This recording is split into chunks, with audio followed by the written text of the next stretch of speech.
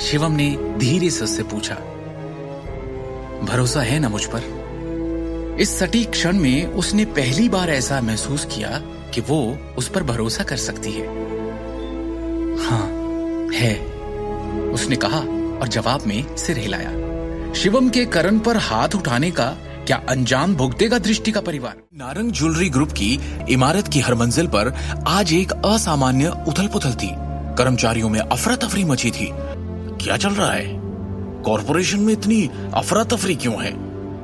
बड़े भाई साहब, क्या है ये सब? मैं गोल्फ खेल रहा था, अचानक एक के बाद एक हमारे कई बड़े क्लाइंट्स के कॉल्स आने शुरू हो गए कि वो नारंग ग्रुप के साथ अपनी डील रद्द करना चाहते हैं। इसके सिवा और तो कोई वजह नहीं है कि हमारी कॉरपोरेशन अचानक इस तरह से लड़खड़ा जाए। अचानक नारंग परिवार के सबसे बड़े भाई और नारंग ग्रुप के डायरेक्टर अमिताभ नारंग ने सभी का ध्यान अपनी ओर आकर्षित करने के लिए जोर से खांसी की। सब लोग बहस करना बंद करें, पहले बिजनेस की बातें करें। इस तरह की समस्या को हल करने का हमेशा एक तरीका होगा। अमिताभ नारंग के चेहरे पर आज अलग ही भाव थे।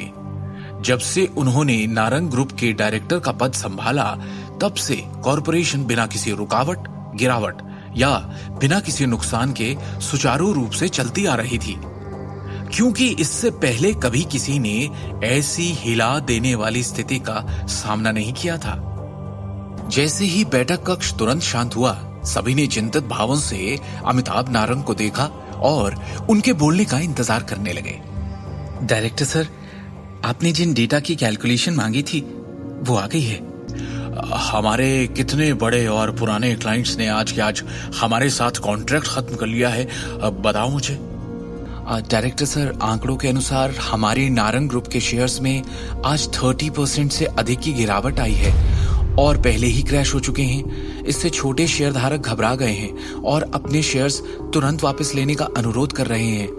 अब इसके अलावा 1 दर्जन से भी ज्यादा शहरों में हमारे ज्वेलरी के सेल्स चैनल आज काट दिए गए हैं और हमें हमारे सारे कॉन्ट्रैक्ट्स खत्म करने के लिए फोर्स किया गया है।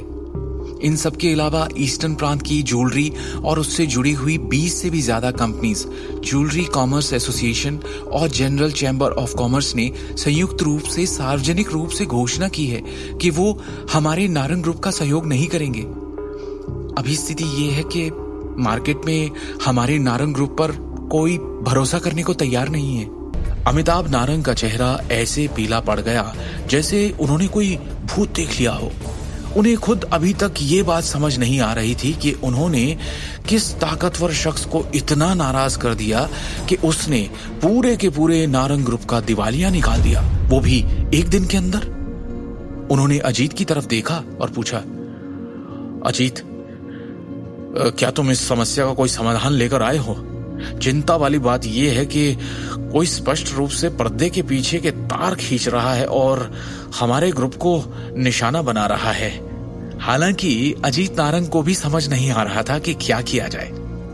उसका चेहरा राख हो गया था। अभी के लिए हमें तार खींचने के लिए जिम्मेदार व्यक्ति का पता लगाना चाहिए। हम तब तक देख सकते हैं कि क्या बातचीत के लिए अभी भी कोई जगह है। अजीत नारंग ने असहाय रूप से कहा। दोनों मुखिया समझ नहीं पा रहे थे कि उन्होंने किसे नाराज किया है।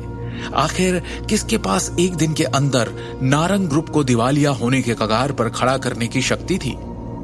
ये देखकर कि दोनों मुखिया भी बेबस थे, बैठक कक्ष और भी बेचैन हो गया, क्योंकि शेयर धारक आगे की चर्चा में पड़ गए कि तभी कक्ष के दरवाजे पर दस्तक हुई और वो चश्मे वाली युवा महिला सेक्रेटरी फिर से अंदर आई। उसके चेहरे पर इस वक्त और भी ज्यादा परेशानी के भाव थे। महिला सेक्रेटरी ने गंभीर लहजे में कहा, वाइस चेयरमैन, किसी ने हमें अभी फोन किया है। वो रायजादा ग्रुप के सेक्रेटरी विक्रम टोकस हैं। इस बार वो आपसे नारंग ग्रुप के मामलों पर कुछ बात करना चाहते हैं। मुझसे बात करना चाहते हैं? अजीत नारंग ने असमंजस में उत्तर दिया। वहां मौजूद सभी लोग हैरान हो गए। आखिर क्या उस व्यक्ति को पहले एग्जीक्यूटिव डायरेक्टर सबसे बड़े भाई की तलाश नहीं करनी चाहिए? वो तीसरे भाई की तलाश क्यों करेंगे? कहीं ऐसा तो नहीं? इस वक्त सम्मेलन कक्ष में बैठे सभी लोग ये अनुमान लगा सकते हैं कि वो आदमी बड़े भाई से न मिलकर तीसरे भाई से मिलने क्यों आया होगा, क्योंकि सभी की संदेह भरी निगाहें अजीत नारंग पर जा टिकी थी। अजीत, क्या इस मामले का तुमसे कोई लेना देना है? क्या तुमने किसी भी तरह से रायजादा ग्रुप को ठेस पहुंचाई है? आगे की कहानी जानने के लिए देखिए अगला एपिसोड सिर्फ पॉकेट एफएम के यूट्यूब चैनल पर, और शिवम द हिडन वॉरियर के सारे एपिसोड्स को सुनने के लिए डिस्क्रिप्शन में दी लिंक से डाउनलोड करें पॉकेट एफएम ऐप।